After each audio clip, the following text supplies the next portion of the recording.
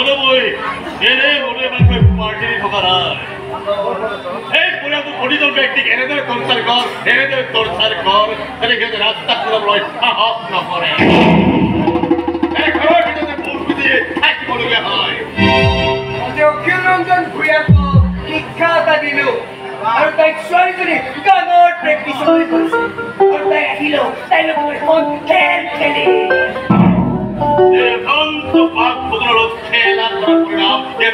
কৰিব লাগিব কৰিলো মোৰ একমাত্ৰ হয় আৰু চাৰিদিন পিছত তাৰ কেছৰ শুনানি হ'ব অখিল ৰঞ্জন ভূঞা সাক্ষী দিলে তাৰ জেল নহবা ফাঁচি হ'ব পাৰে তাৰ আগতে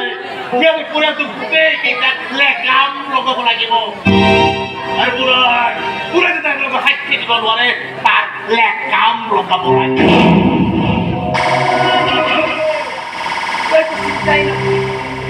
সিহঁতক মই এনেদৰে শিকাৰিম আৰু চলা সিহঁতে নিজক বচোৱাৰ স্বাৰ্থত আদালতত সাক্ষী দিয়াৰ কথা পাহৰি যাব লাগিব তই যি কোনো থাকিব কিন্তু এনে কথা মনত ৰাখিবি মই জয়ী হ'ব লাগিব কাৰণ পৰাজয় মোৰ নীতি বিৰুদ্ধ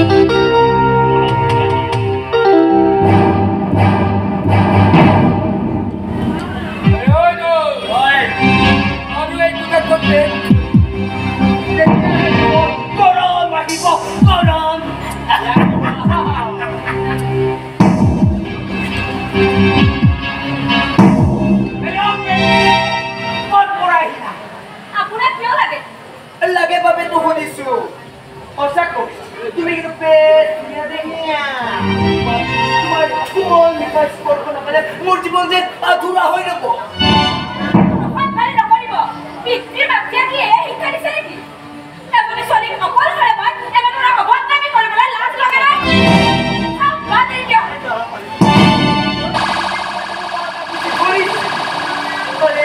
তোমাৰ মিঠাই স্পৰ্শ নাপালে মোৰ জীৱন সঁচাকৈ বেছ আহা না মোক এটা মিঠা লিংগন দিবা আহা না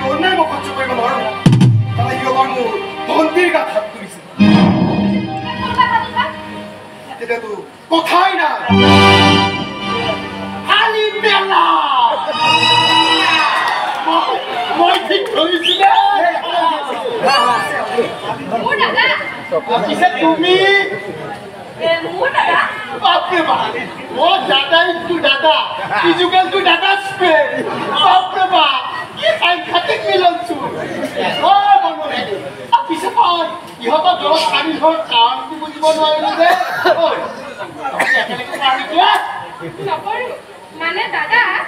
মই যে তোমাক কৈছিলো কলেজত হেৰিয়া ব্যৱহাৰ কৰিছিল আৰু তেনেতে ল'ৰা এজন আহিব উদ্ধাৰ কৰিছিল এনে হৈছে কেন অংকুৰ হয় নেকি একেবাৰে হিন্দী চিনেমা চোন নহয় মানে কাহিনীটোৰ কথা কৈছো বাকীখিনি হিন্দী চিনেমা দৰে নহ'লে বাপ্পা এনেকৈ থাকিব নালাগে অকণমান পইচা দিছো যা এইটো লৈ হোটেলত পাৰ্টি কৰ যা মোৰ ভৰিজনক তুমি মনে মনে উঠাই কৰা নাছিলা পাৰ্টি যা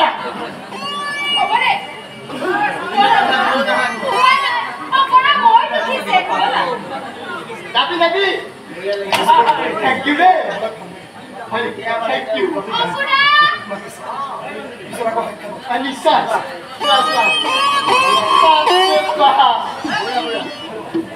কৰ্তব্য মই যিটোহে কৰ্তব্য দেখিছো দায়িত্বত নপৰিলেহে ৰক্ষা এই টেনচনতে নাপেকে ৰ আছে মালটো মোৰ লগতে ধৰি লৈ ভাল হ'ব